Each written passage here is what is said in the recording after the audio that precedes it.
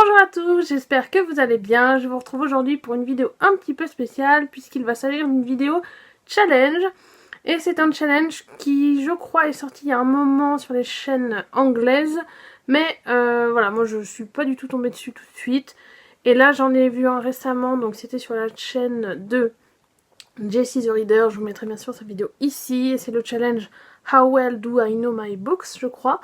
Mais j'ai décidé de remixer ça à ma sauce et déjà aussi de le traduire, hein, histoire de pas trop se compliquer la vie pour les questions. Donc de traduire les questions et de remixer ça à ma sauce. Pour les questions, elles sont au nombre de 16, il y en a 2 bonus et j'en ai pris certaines telles quelles de la vidéo de Jessie. Je sais plus si c'est lui qui a fait le tag. Mais en tout cas, voilà, je vous mettrai sa vidéo en barre d'infos, comme les questions de ce challenge.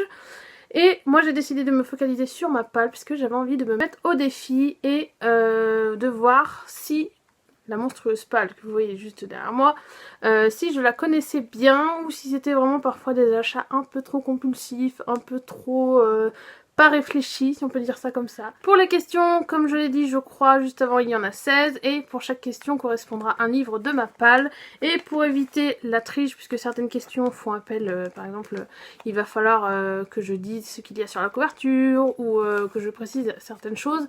Donc il ne faut pas que j'aille vérifier derrière moi le livre en question. Donc je vous mettrai à chaque fois la couverture ici pour que vous voyez de quel livre je parle.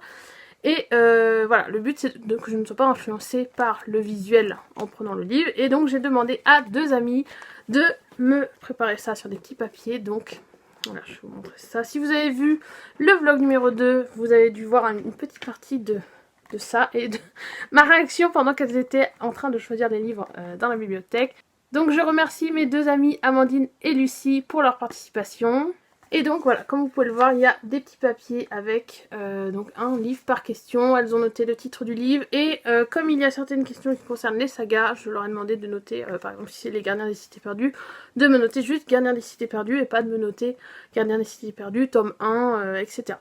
Voilà, donc on va commencer tout de suite. Je ne sais pas si c'est très clair le déroulement, mais en tout cas, si vous aussi, vous voulez reprendre le challenge, vous pouvez faire comme moi, demander à quelqu'un de vous prendre des livres dans votre palle.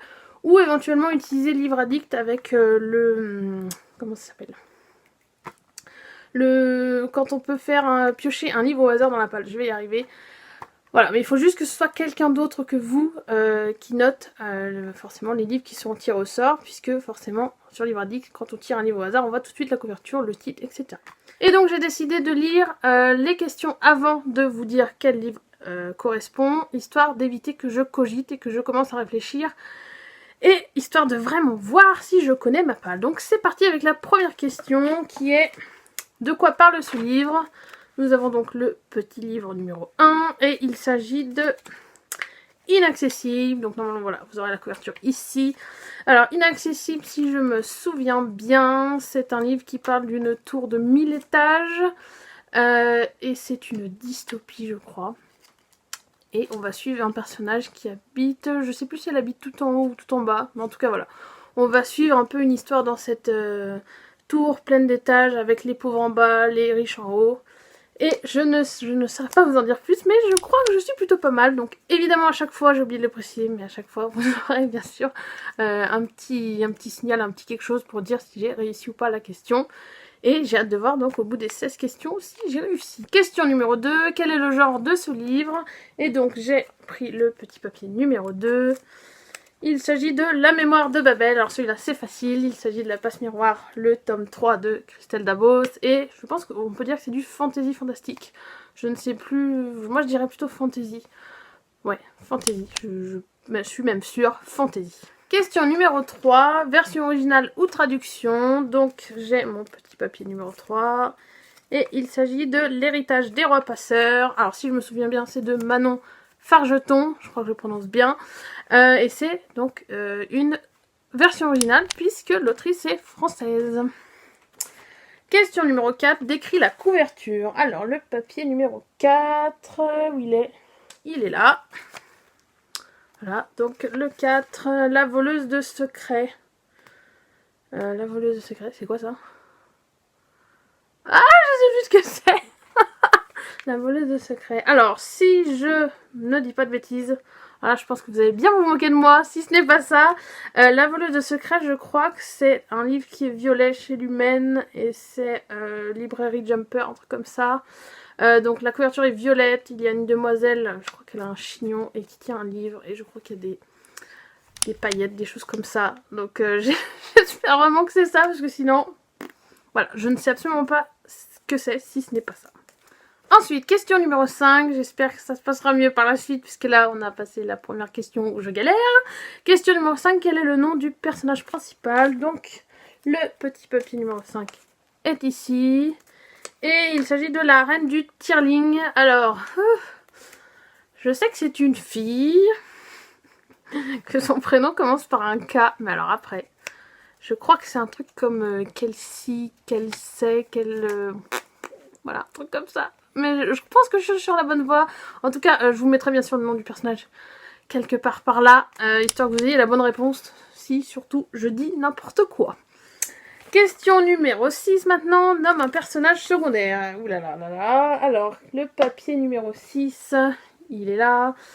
Donc, je dois nommer un personnage secondaire de 22-11-63. Et ben, je sais quel est le livre.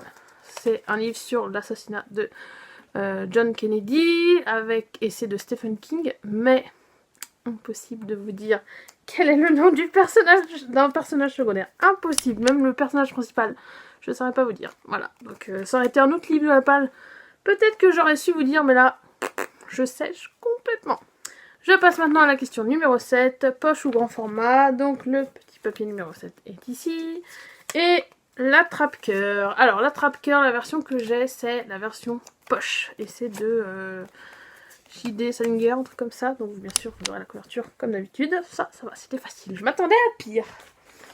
Ensuite, question numéro 8. Où se déroule l'histoire? Ouh, selon le livre là.